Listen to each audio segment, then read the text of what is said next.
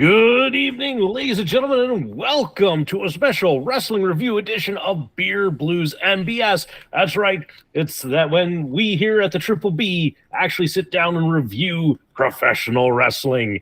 I am your host, Howard Blues, here, as always, with my co-host, the man, the myth, the legend, the Mark Kidder. Kidder, how you doing tonight? Aside from trying to figure out why things aren't doing the things that they need to do, I think I'm okay. I'm okay. Couple reasons. One, it's been a day. Two, I had to sit through this premium live event, and here we are to talk about it. And three, I don't have a drink in my hand yet. So, what do we do? How does this thing work? Well, first of all, welcome to anybody who is joining us for the first time. It's always fun to sit down with my good buddy, the Mark Kidder, and find out about the wrestling show that I didn't watch. More about that a bit. But we always start every episode with everybody's favorite segment, and that is What's on Tap. And Kidder, from our little bit of a technical difficulty pre-game stuff, I feel like out of the two of us, you need a drink more than I do. So, Kidder, the honors are yours, sir. What are you having tonight? Oh, well, thank you for that. Let's take a look into the Triple B fridge. How about one of these? That seems, a bit salty, so why not have a Shiner Sea Salt and Lime from the good old brothers at Spatzel Brewing in Shiner, Texas. Nearly the top of the list here. 4% alcohol by volume. It's beer brewed with sea salt and lime peel and with natural flavor added. Don't remember if I've had this on the show or if you've had this on the show, but it's going to get a little salty and a little limey.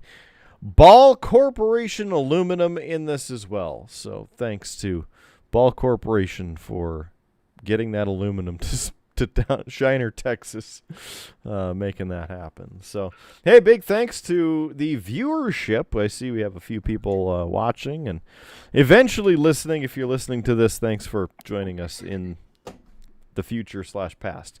We do appreciate that. So, I got to put this into the Fighting Sioux North Dakota Yeti.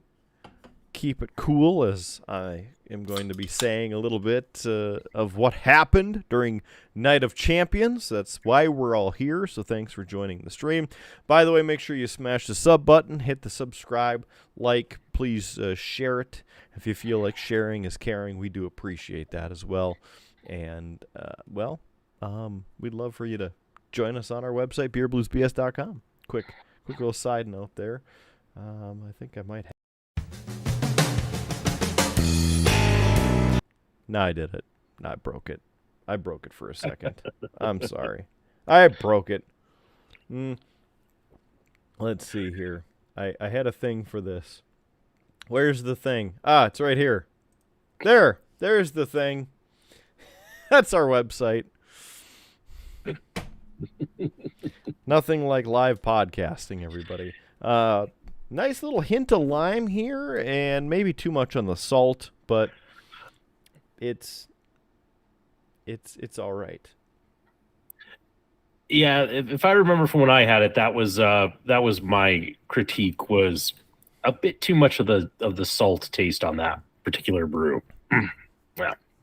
The funny thing with what I hit was the ending piece there, so it actually popped up the please like, share, and subscribe, and then the website was full screen. So I blew up the stream, but just inserted maybe just the wrong way. So it happens. Yeah, it happens.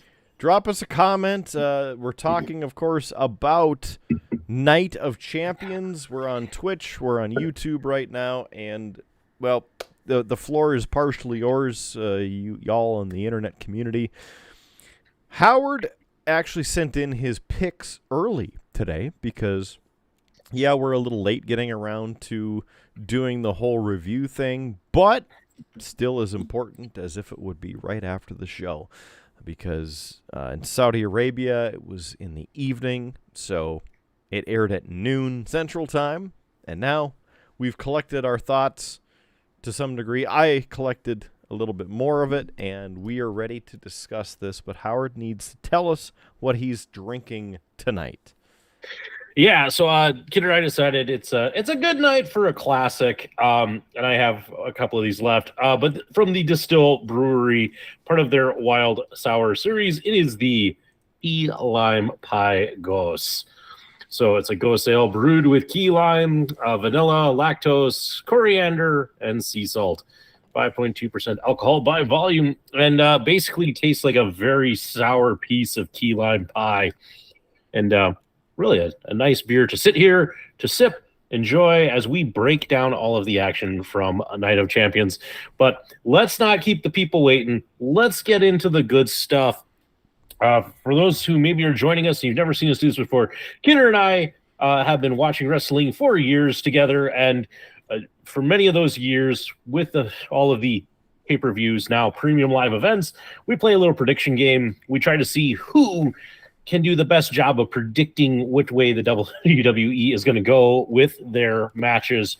So normally, because I have kids and I don't get to watch the shows these days, I tend to make my picks live on air because I don't, it's a 50-50 shot how I do on this.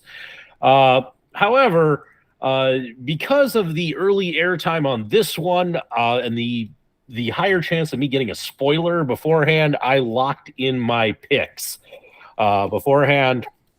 So we'll share with you what we predicted. Make sure you throw your predictions into the comments so we can see where and how you are feeling about the matches, or if you saw the show, your thoughts. And I'll keep some score on my handy score sheet, and we'll see who ends up winning. But as is also our tradition, we start by, of course, reviewing the opening package, the pyrotechnics, basically the start of the show. So, Kidder, how was the start of the show? Lots of pyro. I always love that. Good job with the pyro. The opening video, again, they've kind of slid into this feel that they need to show a bunch of clips from the matches instead of making it super epic. And they tried to make it epic like it is the Night of Champions. And it had Triple H voice over a lot of the video, including throwing in a DX, "Are you ready?" And I think it fell flat. It didn't really go to the epic level, especially the energy level, if Triple H had been doing that in the ring. So, again, mediocre on the end of the opening package. Better than the last couple, but still, Yeah, disappointed. Other than that, right away, the first match is to determine the brand new World Heavyweight Champion. Wow. That's a interesting one to lead off on. Starting the show right at the top. I had some thoughts on this earlier. Of course, the disappointment of adding this championship as basically the losers out belt and reintroducing it.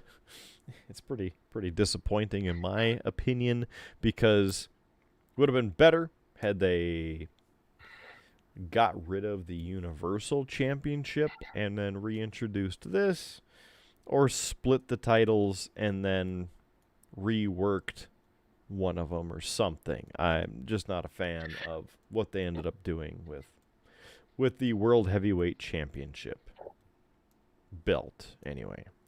So, we start off the show right at the top, again, crowning a brand new heavyweight champion. I don't know. Yeah. Your thoughts on this? That was my thought I was also getting to. This show is branded as a triple main event. Huh. You can't have 3 main events. Right. Whatever comes on last is the main event. Yeah. Yeah. And truthfully, none of these are really the main event. Interesting. My thought on this, Kidder, because I have seen a little bit of coverage on this whole title and the storylines that they've been working with it. And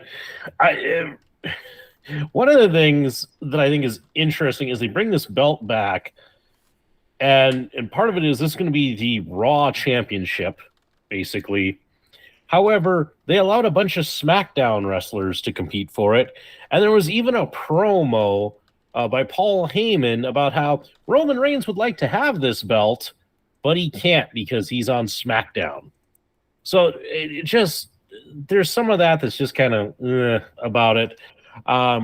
Basically, I think part of it is they do need a belt for that, because they have enough like upper card talent, and if they're going to keep running with Roman Reigns on this super long run, they need something, especially since he's only wrestling kind of part-time.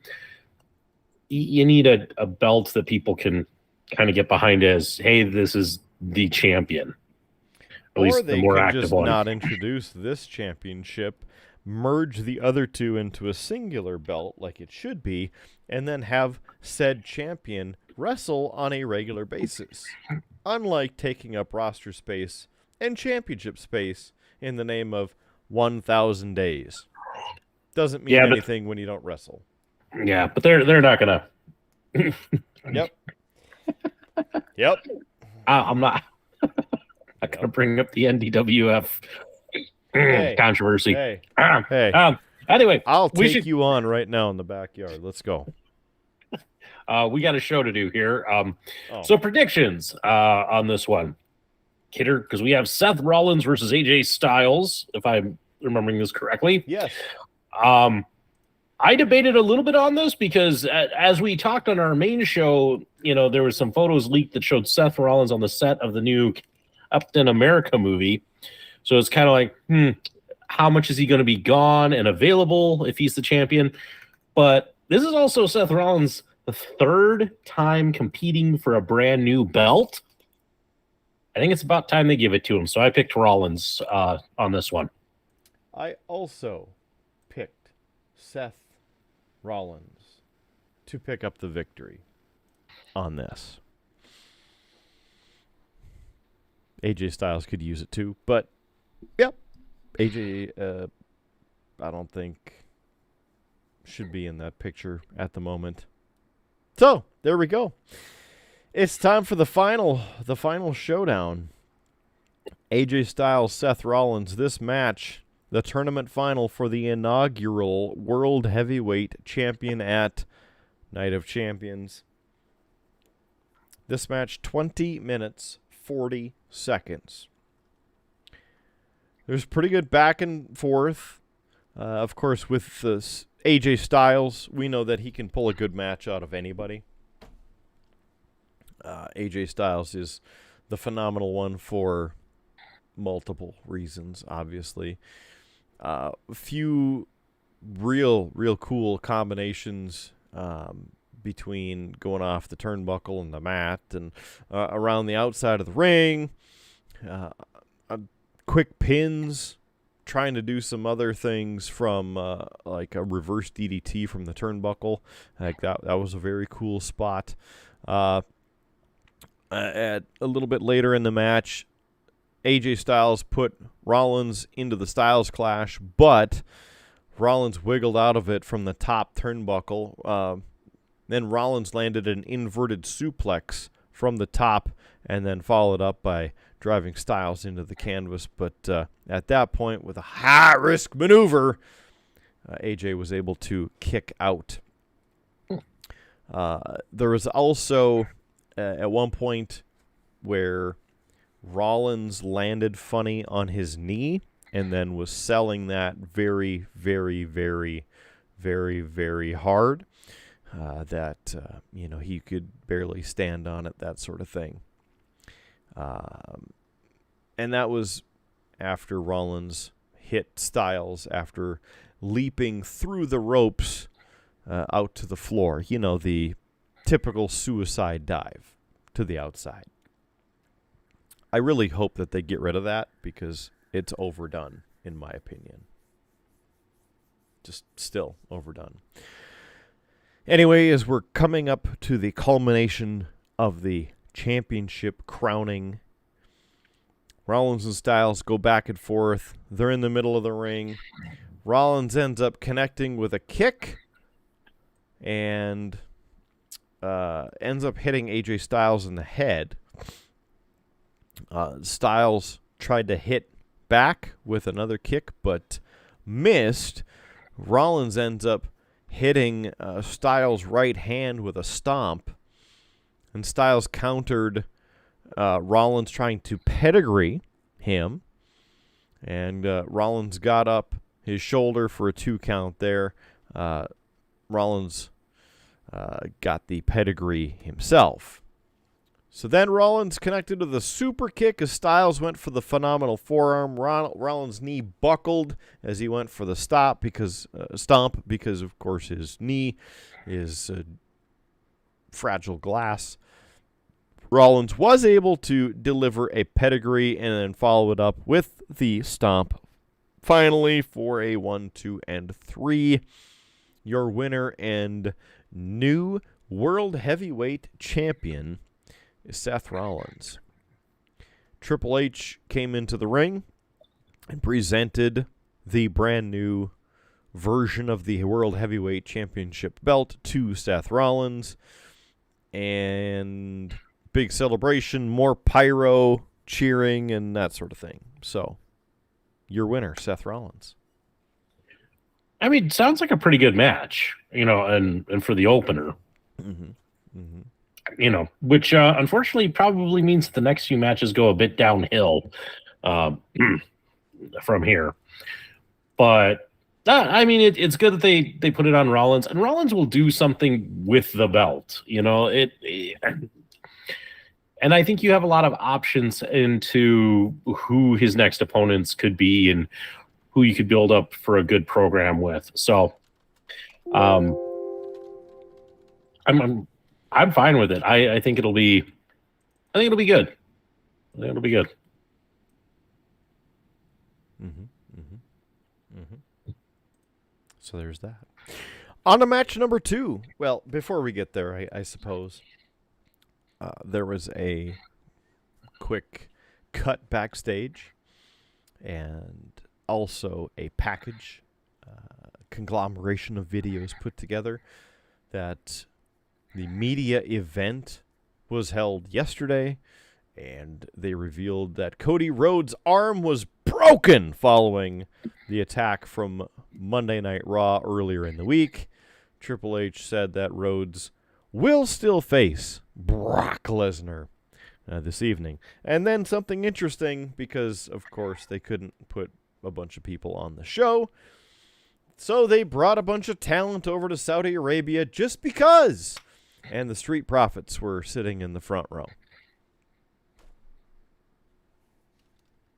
Interesting. Huh. Yeah. On to the next match. It is Trish Stratus versus Becky Lynch. I chose Becky Lynch. That's a good choice. I believe I went with Trish Stratus on this one, and I believe that I went with that because at least some of the little bit of stuff I was hearing, it sounded like maybe this builds, maybe this feud continues, and for it to continue, she would have to win. So I guess that's kind of was my well, okay, yeah, that'd be great. You'd see Trish Stratus. I mean, she stuck around this long. Maybe she'll stick around a bit longer. At least have a bigger match at, say, SummerSlam coming up at the end of the summer. So, yeah. So going with that, let the legend win. Okay, I see. Okay. Well, of course, they're in Saudi Arabia, and the women's rights are not those of pretty much anywhere else on the planet. So both women came out wearing full body suits, barely even showing portions of their necks. And immediately, right off the start of the match, Becky goes right after Trish Stratus. They're throwing punches and stomps and throwing each other, Irish whipping each other across the ring. By the way, as we're discussing all of this, and you're watching on YouTube or Twitch, please throw some comments below. I know Marco left a couple comments on there related to the last match. Just as a quick notice there for you, is that Seth Rollins will make the World Heavyweight Championship interesting. So, good for him. Thanks for that comment, Marco. Appreciate you being our biggest wrestling fan. For that. So you don't have to watch him. Trish Stratus ended up getting an upper hand, and they got back into the ring. There's more kicking and strangling in the corner, and a pretty decent tornado DDT from the top turnbuckle, and a bunch of quick covers for some 2 counts. Again, going back and forth, Trish Stratus ended up blasting Becky Lynch into the mat, then went for the submission, going for the figure 4. Well, Becky Lynch was able to fight back, and they, again, continued back and forth. Nice neck breaker. Becky Lynch returned some more strikes, and even grabbed Trish Stratus and suplexed her. 1. Becky Lynch attempted... What? It's just funny. I wasn't expecting the 1 comment. Well, I'm happy to disappoint. So they're continuing to go back and forth, and at this point, it's a back and forth. There's a lot of back and forth. There's a lot of stuff happening in this match. Some of it seemed off pace because there's a little bit of a herky-jerky, but then they had some good combinations.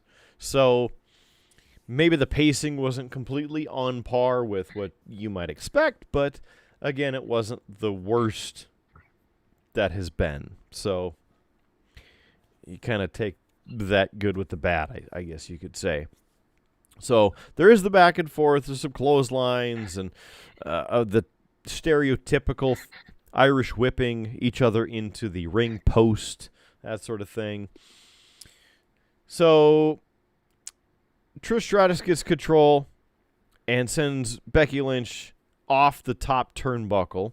Stratus gets her shoulder up after Becky Lynch landed a leg drop from the top as well. And then Becky Lynch, at this point, grabs Trish Stratus, puts her in a Boston Crab. Now, Trish Stratus was able to escape, gets out of the ring. Becky Lynch runs over to try and grab her and runs into her leg. Trish Stratus kicks her in the face. Trish Stratus landed one of the chick kicks. That's one of her finishers. Goes for a cover. At this point, Trish was grabbing Becky Lynch on the mat and slapped her in the face. Because, of course, the chick kick did not work in that point of time. Becky Lynch grabbed Stratus, locked her in the disarm her, but Stratus got her foot on the rope, so Becky Lynch delivered a manhandle slam. No. It's different. Then suddenly, the official gets distracted by Trish Stratus, and Zoe Stark appears from under the ring, attacks Becky Lynch on the floor, beats the crap out of her, and throws her into the ring, where Trish Stratus grabs her, lands the Stratusfaction for a 1, 2, and 3. Your winner, Trish Stratus, and I am going to call it, ladies and gentlemen, that is the DraftKings screwy finish of the night. Wow, already. That's okay. I was not expecting that in the second match, especially with like the tag match that is upcoming. I would have bet money, Kidder, that would have been just Gotcha. with all the storylines and such that would have been it. Right. So, wow. Without any spoilers, what I will say, this is the screwiest of the night because there's another person coming in that was unexpected. If that works. I mean, hey, listen, you're the guy who saw the show. I mean, it's just if I would have been a betting man and wanted to put money on what match was going to have a screwy finish, this would not have been the match. So, all right, yeah, wow. They had to do something to get a little flair in there. No, Charlotte wasn't there. Yeah, well, I mean, it sounds like it was a okay match, just from your description. It sounds like they were working with what they got, but it's just, I don't know, that it just didn't have enough heat to really. I mean, they're building it. I see this going through SummerSlam and potentially ending there. And then maybe transitioning Becky Lynch and Zoe Stark into a feud of some kind. I don't know. Yeah. That match, by the way, 14 minutes, 50 seconds, if I didn't mention that before, right there. Well, all right. Well, what were we treated to next? Well, it is time for the WWE Intercontinental Championship match. This is featuring your Ring General Gunther, the Intercontinental Champion, versus Mustafa Ali, because since we're going to Saudi Arabia, why not have someone of Arab descent in the title picture suddenly? Yeah. This is an interesting one, Kidder. And we actually, for the audience, we actually put a bonus question on this one, which is if this match would go 5 minutes. Because, yes, they put Ali in clearly to appeal to a Middle Eastern audience. However, Ali really has no business in a match with Gunther. And so I could easily see this being just a very quick squash match. So in this, I predicted Gunther to win, and I said it would not go 5 minutes. I said that prediction. It would. Yes, and if I remember correctly, Kidder, you also went with Gunther to retain. Yes. Yes, that is correct. So, right off the bat, this match, 8 minutes, 35 seconds. That's a point for Kidder. Figure we'll get that out of the way right away. That's good. Then I don't have to remember it. Yeah. All right, so right away, big action. Gunther takes it right to Ali. Blasts him. Launches him across the ring. Then goes to the corner. Ended up getting reversed. Lands a chop. No sell from Gunther. Ali is trying everything to throw Gunther off his feet, but Gunther is no selling, and then turns around and lifts Ali and slams him into the canvas. Then Gunther ends up sending Ali down with a huge chop because that one wasn't good enough. He hit him with a second one and blasted Ali. Ali tries to fight back, but Gunther's slamming Ali to the mat, gets the Boston Crab locked in because, the last match they couldn't get that figured out. And then Gunther applies a crossface. That was my shocked face because Chris Benoit references. So Gunther then kicks Ali to the floor, attempts to launch himself into the ring from the apron, and Gunther goes back and forth again with Ali back inside the ring. Ali fights back, but guess what? Gunther is there taking it to Ali. Stops him in his tracks at the top turnbuckle. Ali delivers a powerbomb to Gunther from the top, but Gunther gets his shoulder up. Ali hit the 450 splash, which is also a very nice move to be able to watch. Gunther was able to take Ali off his feet with a huge clothesline, and then a second clothesline and a pin, but gets two. So at this point, they were standing in the middle of the ring doing the chop trading, slap trading, that sort of thing.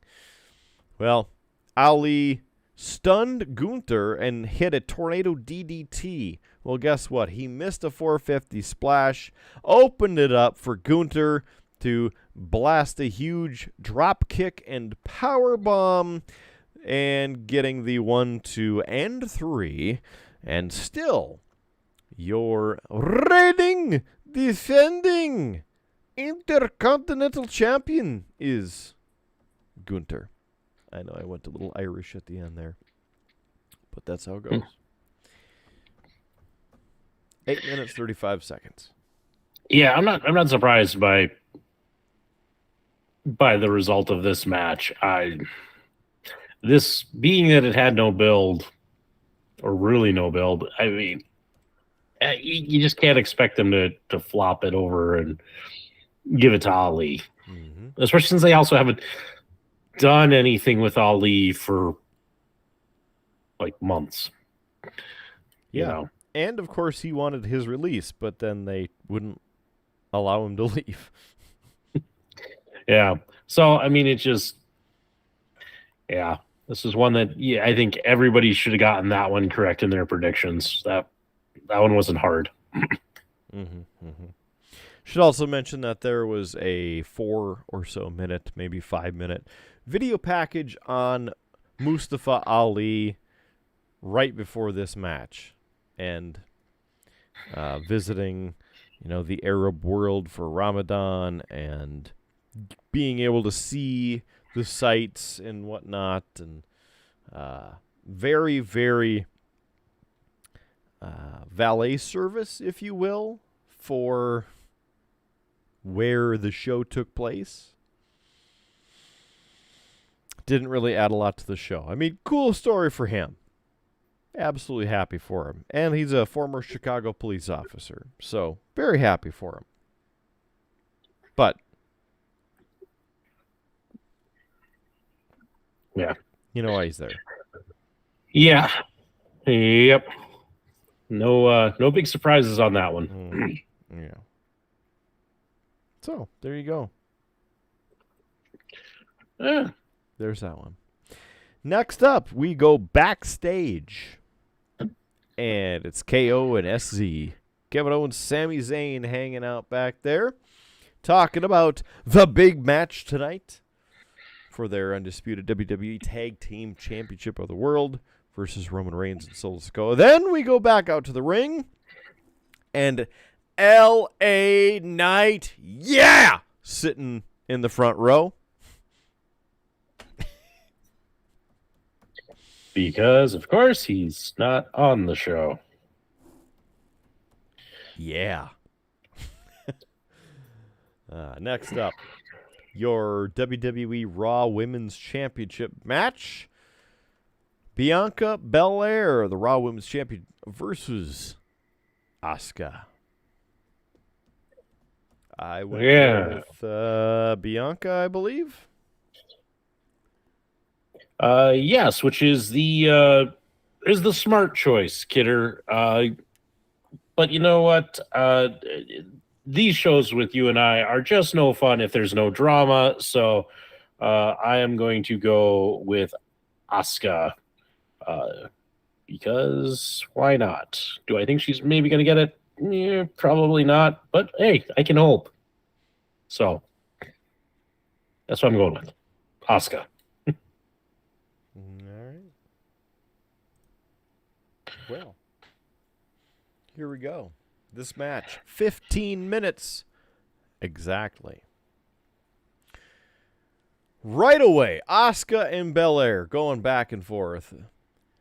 They're hitting each other with chops and drop kicks, and they're on the floor and on the apron.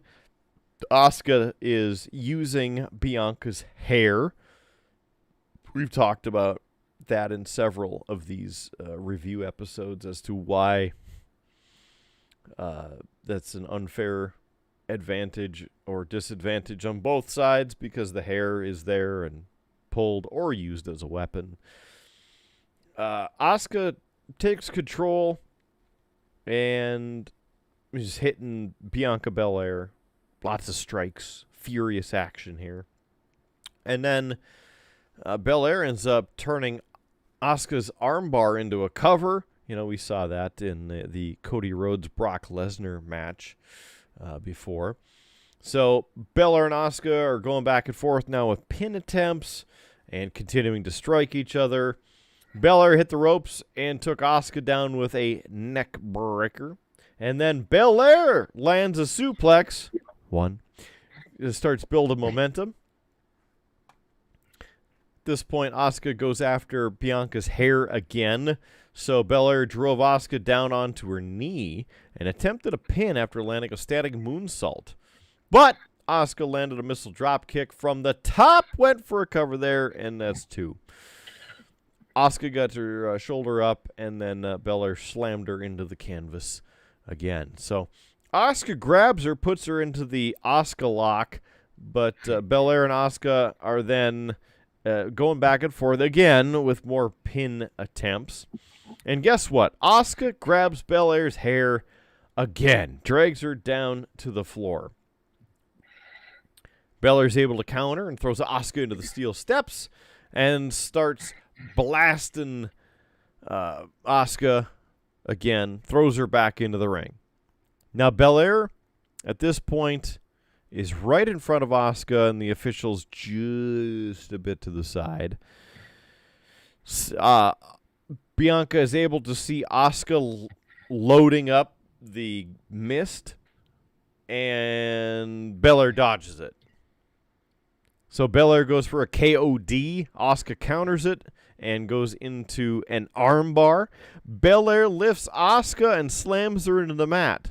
Now, she's over by the side, and she still has some of the mist in her mouth. So Asuka sprays her hand with the mist.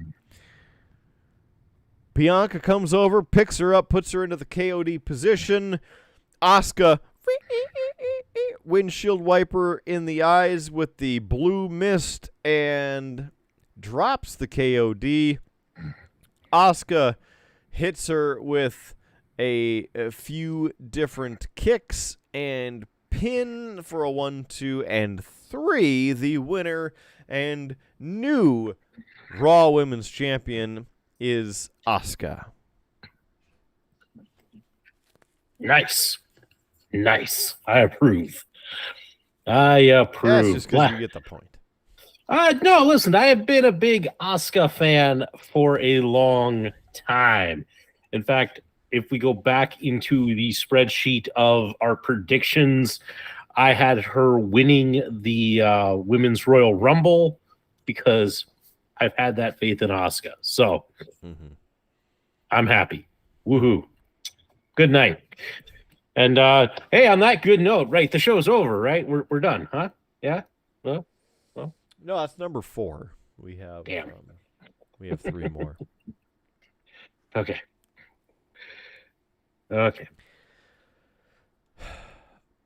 So, just like before, they cut to the audience, and it's Karrion Kross and Scarlett sitting in the front row. Who keeps bringing these people and putting them in the front row, and why do they not have anything better to do? You know, I will say, love or hate the Saudi Arabia shows, I wish they'd bring back their, the large Royal Rumble where they had like 50 people. Yep. I liked that as a gimmick. That should be the Royal Rumble. Should be 50 of them. Then you get most of the people involved with the match. and you can actually have surprise entrances. Or entrance. It'd be a surprise entrance when they came to the ring, but again, surprise entrance. They should do that. It would justify all this talent that is just sitting there. Yeah, they're just sitting there, all right. Marco commented earlier on this as well that Asuka saved the women's championship. Mm-hmm. Yeah. All right. On to the next one. It is time for the SmackDown Women's Championship. Your current SmackDown Women's Champion, Rhea Ripley, versus Natalya.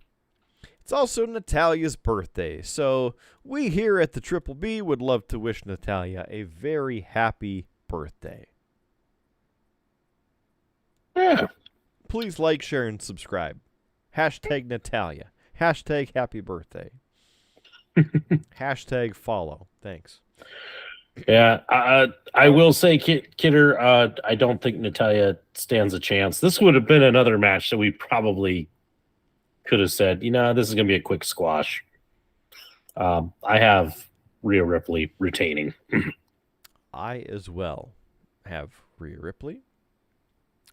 And now, Dominic joined Rhea to the ring. And here is your match. Rhea Ripley attacked Natalya from behind, while Mysterio caused a distraction. Ripley slammed Natalya into the commentary table. Ripley sent Natalya to the steel steps, then back inside the ring. Ripley grabbed Natalya, hit the riptide. 1, 2, 3. The match is over.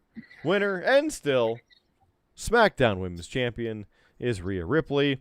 That was a rousing Natalya-ing 1 minute, 10 seconds.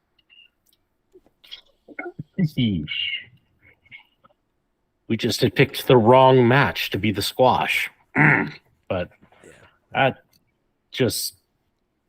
You know what? I'm not even really going to give a lot of thoughts on that, Kidder, because I don't know that we need to talk more, longer about this match than the actual match itself. All right. Well, Seth Rollins is backstage, and he got interviewed about the new World Heavyweight Championship. So there's that.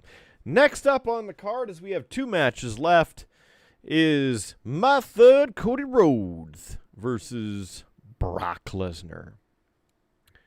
I believe I chose Cody Rhodes for this match. Yeah. I ended up going with Brock Lesnar. And the reason why, I caught an interview of Freddie Prinze Jr., and somebody had told him this, and I like the idea, and I'm going to go with it. But somebody said what they're probably doing, and the reason why Cody lost WrestleMania is they're setting up Cody to do his own version of the classic Dusty Rhodes storyline of Hard Times. So using that, and so that we have got to see Cody lose a bunch in order to build himself back up to being on top. It's a good theory. It's an interesting theory. For that, then he needs a loss. And a loss to Brock, that puts them 50-50, allows them to have a third match later down the line. So that's my thinking. Those are some hard times there, baby daddy. This match was 9 minutes, 40 seconds, and...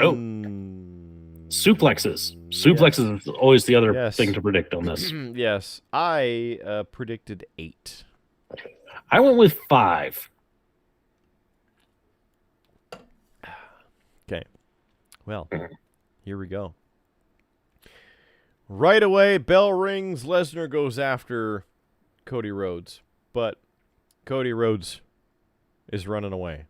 Because remember, as mentioned earlier in this very live show, and several times during the premium live event, and several times during Monday Night Raw after it happened, Brock Lesnar broke Cody's arm. So Cody has his arm in a titanium brace. Didn't look titanium to me. I mean, it looked like Velcro and some padding, but titanium. So Cody Rhodes ends up running around and gets Lesnar to chase after him, and Lesnar does not completely fall for it, but as he's coming back into the ring, Cody's able to hit him with a couple leg drops. Well, Lesnar grabbed a hold of him, and there's a suplex. Then Lesnar goes after him again. There's a suplex, and again another suplex. Well, Rhodes ends up sending Lesnar out to the floor after hitting him in the head with the cast. Cody goes through the ropes and wipes out Lesnar, of course, cast first because it's titanium, and it hurts just to touch it. Action continues going. It returns to the ring. Cody Rhodes leaps from the top turnbuckle to strike Lesnar with the cast again. Rhodes goes for the cover after landing the Cody Cutter, but Rhodes continues to build momentum and goes for the crossroads. Lesnar ends up locking in the Kimura lock on the broken arm, but it's titanium, so it shouldn't move, right? It shouldn't hurt because the arm's already broken, and it's a titanium cast. More on this later. Lesnar got his shoulder up when Rhodes tried to reverse it into a pin. It was a 2 count there. By the way, of course, that's how he won the last match. Anyway, any comments that you might have, thoughts, join in on the chat if you would. YouTube and Twitch, please like, share, subscribe. Thanks. Appreciate that. Rhodes ends up escaping the Kimura lock, reaches the ropes, but then, well, they're up. Rhodes grabs him, hits the crossroads, goes for a pin. It's another 2 count. Then Rhodes goes psycho a little bit and is blasting Lesnar with the cast. Lesnar counters, picks Cody up, hits the F5, goes for the pin. That's a 2 count. Lesnar grabs Cody again, locks in the Kimura lock, and Cody passes out. That's it. Lesnar wins by technical submission after 9 minutes 40 seconds of the match.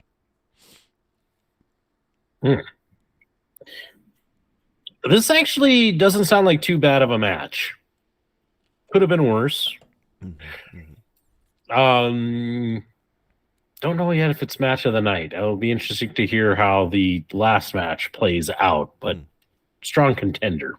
Strong contender, I think. So, how do you feel about, Kidder, the use of the pass out on this? Because, you know, like, there's the famous one of Austin, and now it feels like everyone, like, I don't know, it feels like it's been used a lot recently. Yeah, I'm not a huge fan of it. I do like a finish of some kind. I'd say this one would have been the time for a screwy finish of some kind. I don't know, count out. But yeah, him passing out from the Kimura lock, I don't know. Even using the cast, right? Because it's a weapon. He's using the cast as a weapon. That's a DQ, right? You pick up a kendo stick and you hit him in a regular match. That's a DQ. Yeah. It's make it up as we go. Well, yeah. I mean, and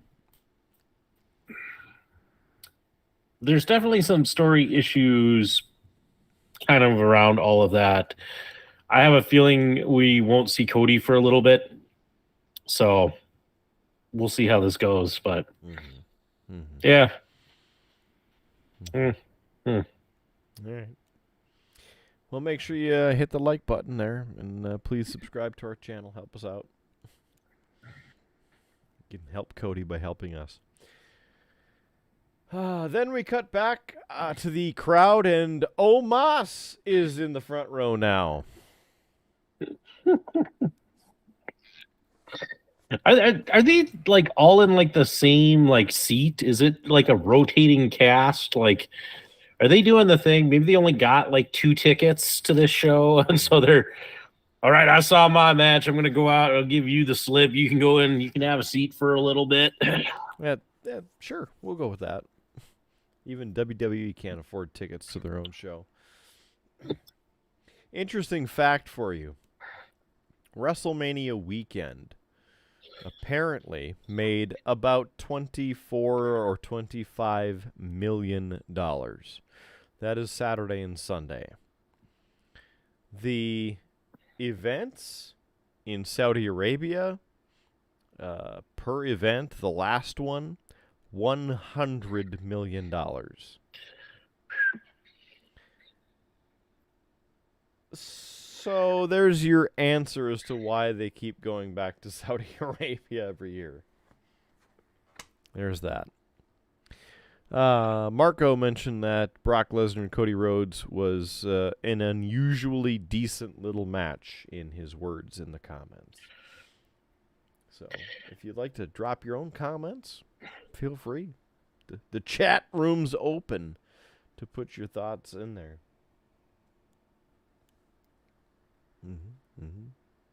Any final thoughts, Howard, on anything? I mean, I took your breath away with that stat. I mean it that one is not a surprising stat, you know. You had to kind of realize that going to Saudi Arabia must be some sort of profitable for them to keep going. So, yeah, I'm not surprised by it. Sure. Okay. Final match. It's for the undisputed WWE Tag Team Championship. This match was 26 minutes, 25 seconds.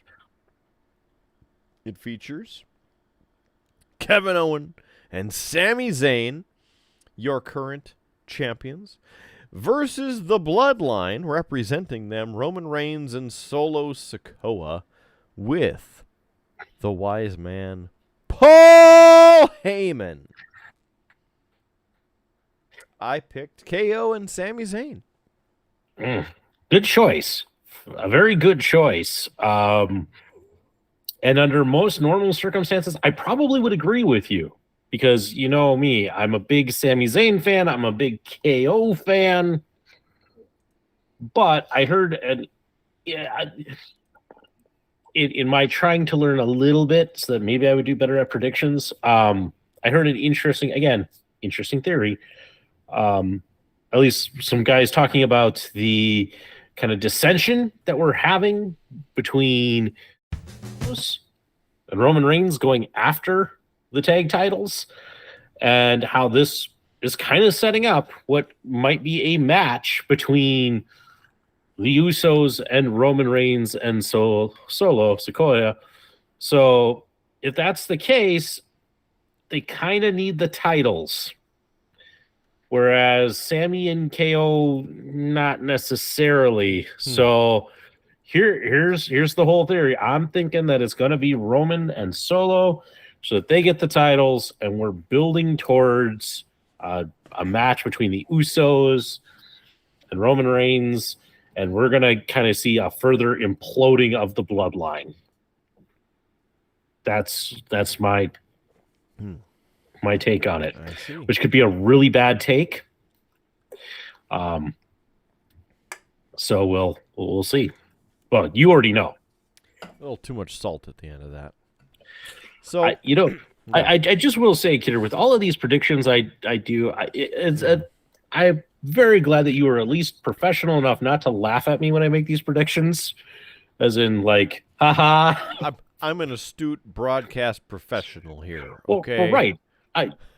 I'm just saying, like, it'd be really easy because you know what happens to hear me go kind of on this weird ranting theory where you just go, Howard's an idiot. So I appreciate that.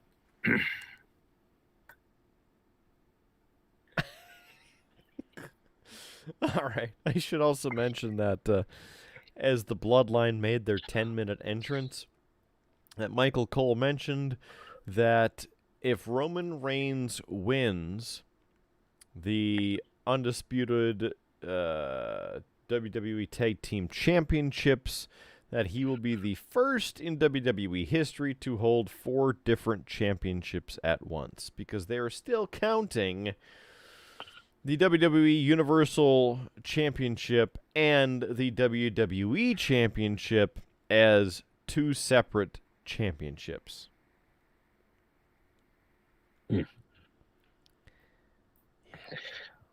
That's kind of interesting. Yeah. I don't like that, but it is what it is.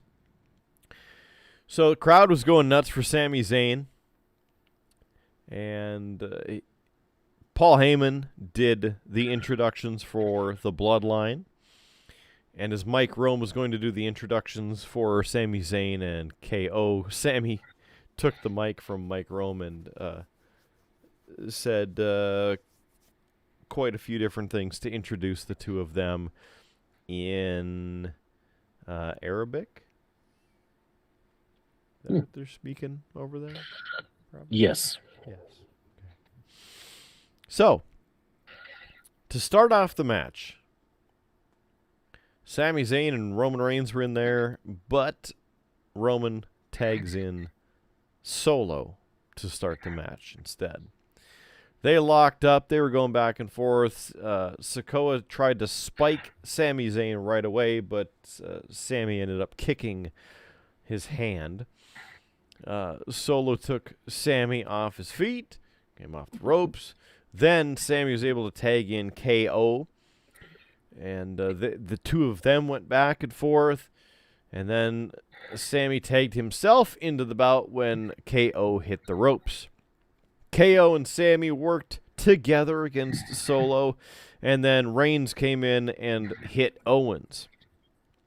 Now Solo regained control of the match and went over and tagged in Roman. Roman continued to knock everybody down, which he, does very slow, and one would say methodical, but I just say very slow. Now, Solo gets tagged back in again and hits a Samoan drop on Sami.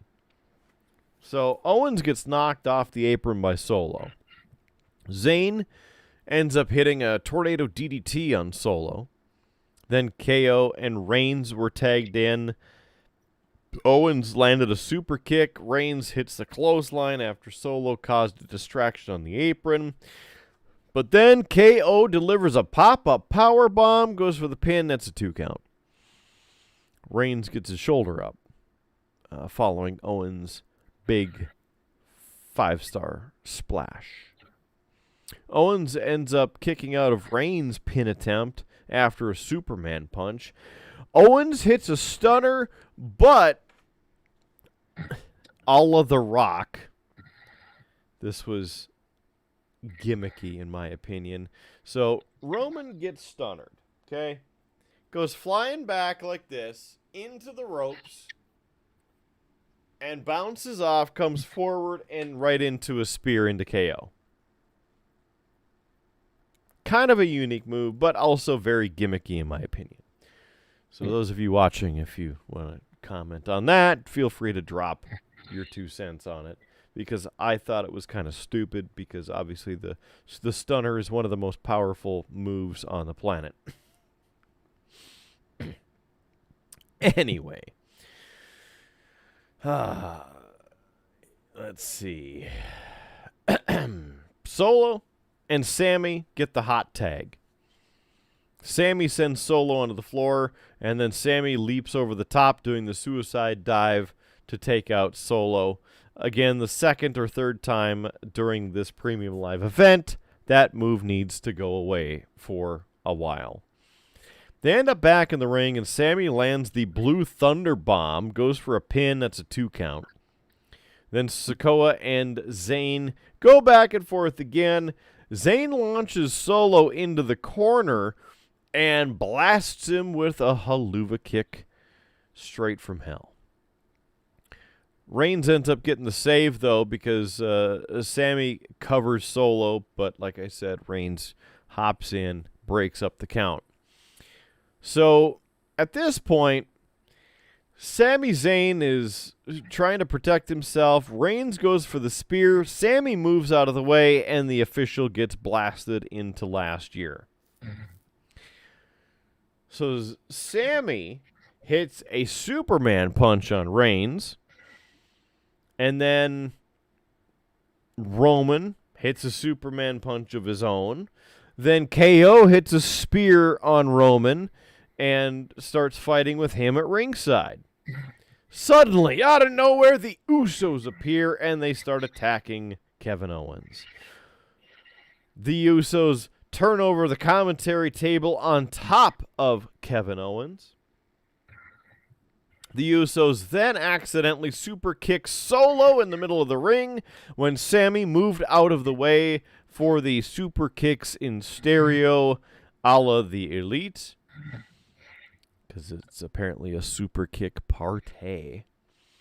Roman returns to the ring, pushes Jimmy and Jay, and he starts screaming at him.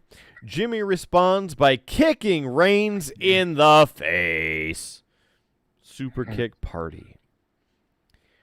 Jimmy yells at Jay that he was doing what he should have done a long time ago. Jimmy then delivers a second super kick to Roman.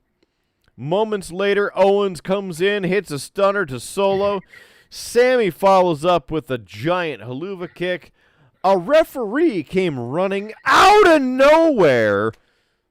And as they're pinning 1, 2, 3, 4, 5, 6, your winners and still the undisputed WWE Tag Team Champions, Sami Zayn and Kevin Owens, after 26 minutes, 25 seconds. The Usos then left the ring together and basically looking like some of what you were saying there, that it could be setting up Reigns and Solo versus the Usos in a side bout. Yeah. Yeah. It, I mean, it's one of those where, yes, that was kind of a, like they're going to build to that match now. Yeah. I mean, listen, I'm glad Sami and KO won. Right? I'm happy. I enjoy both of those guys. I like it. It just, yeah. I don't like kind of how this match ended. It's, I'm trying to think back to like, when is the last time that we had like Roman actually have just like a non-screwy win? It's been a while. Where he gets beat? No, where like he actually pins somebody clean, where you don't have all these shenanigans. Oh, it's been quite a while. Yeah. So it yeah. Yeah. I'm kind of torn on how to feel about it. As I said, I'm glad Sami and KO have it. But now it just kind of feels like we have the Usos versus Roman for, what real reason? There's nothing on the line in that case, and so what's going to happen? We're going to see probably Roman versus the Usos in just a plain match, no titles on the line. And, it'll probably be Roman beating them down. Mm-hmm. Mm-hmm. It's just, yeah, I don't know. It'll work, but it kind of, now you're going to have to move Sami and KO to something different,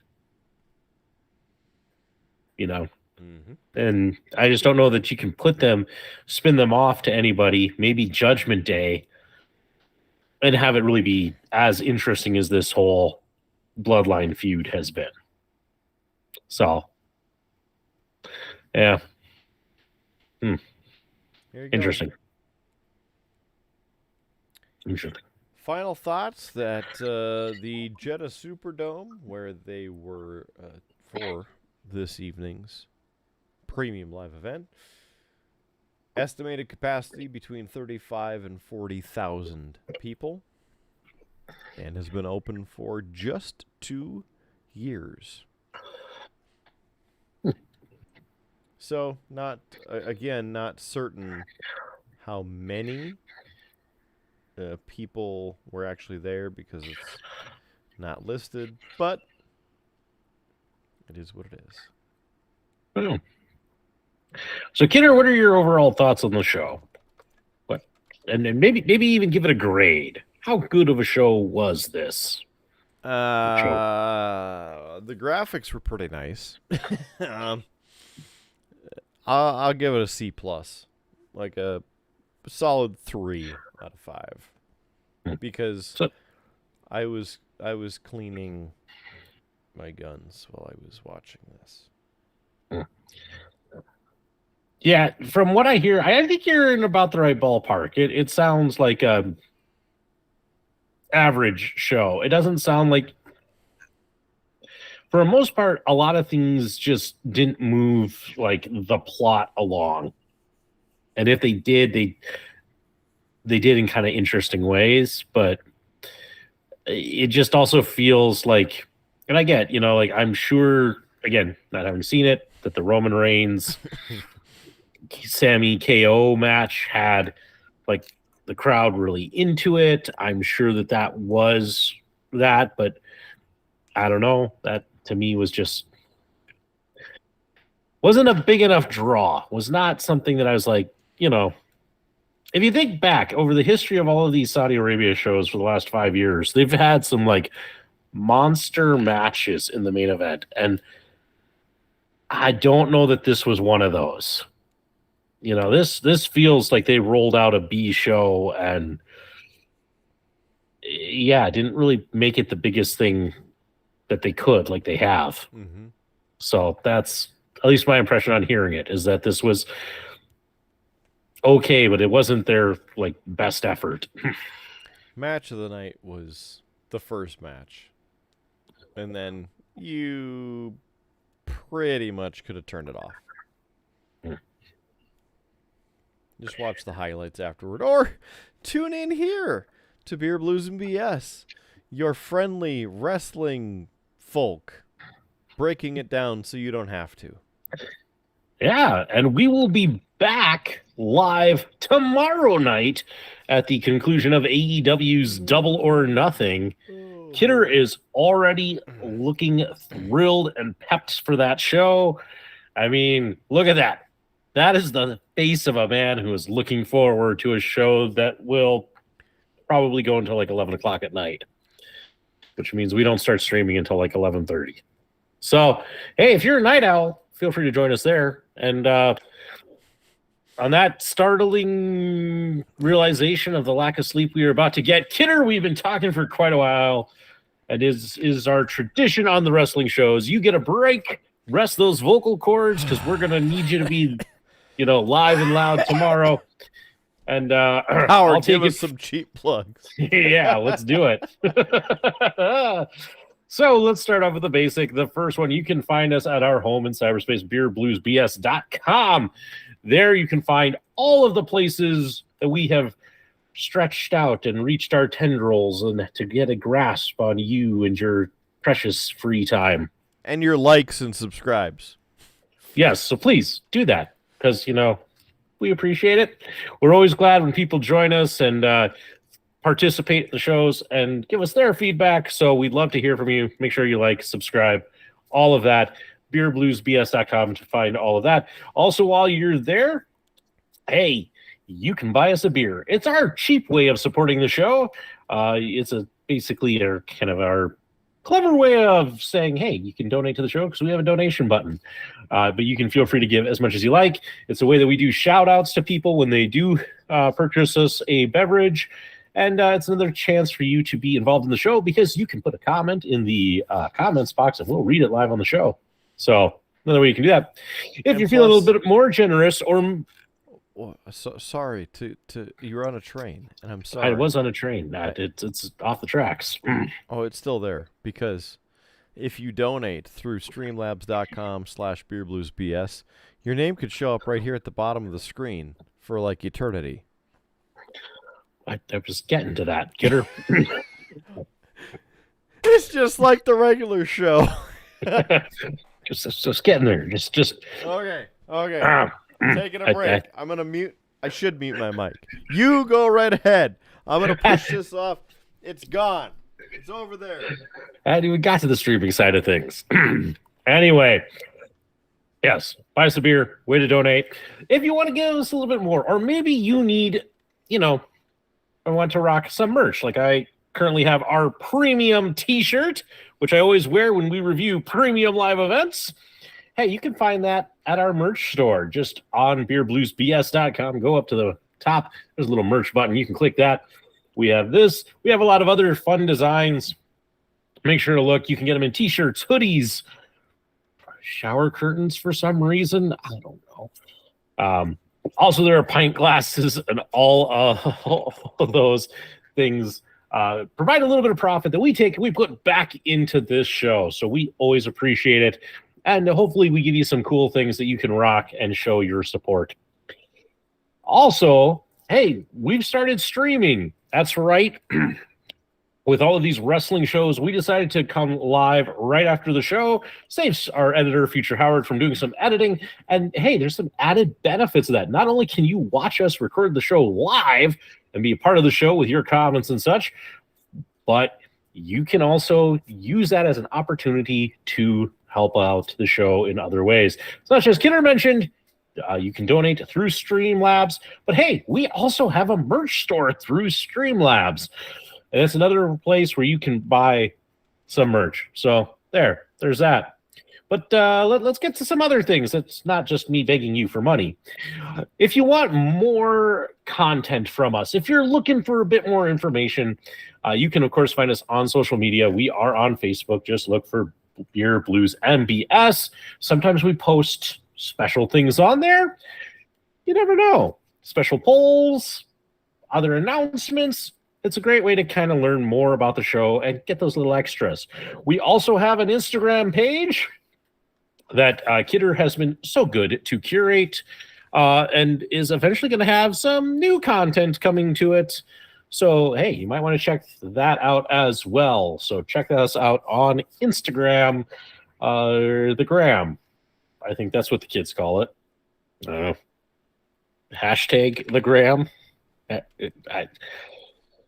Listen, I am not the the host that is down with all of the social media stuff. I am like the world's most relevant host. I say sarcastically. In fact, I'm still one of those guys who enjoys my podcast in the audio format. And hey, if you are one of those, boy, you can find us on any audio podcast streaming service out there, from Spotify to iHeartRadio, Stitcher, Last FM, Podbean. There's also Amazon Podcasts, Google Podcasts, YouTube Podcasts. We are on all of those. And that's a great way for you to take the show with. Hey, you know what? It's Memorial Day weekend. Maybe you're going on a road trip somewhere. Guess what? You can download the show, take us with you, and we can rock your eardrums off with the docile tones of our somewhat professional radio voice. And well, okay, Kidder is a professional. I'm just a hack. Anyway, and last but not least, of course, we do put up all of the shows as a video format on YouTube. So make sure you check us out there, like, subscribe, and of course, share this content with your friends. Whew. I think I got through them all. And that just leaves me with a few final things to say, as Kidder would put it. So, please make sure that your glass is at least half full. Hey, tomorrow, I hear there will be free beer. It's an unsubstantiated rumor, but it could happen. And we will catch you all down that dusty, hard times walking Tuscan Highway. That's right, everybody. Good night. We'll catch you down the road.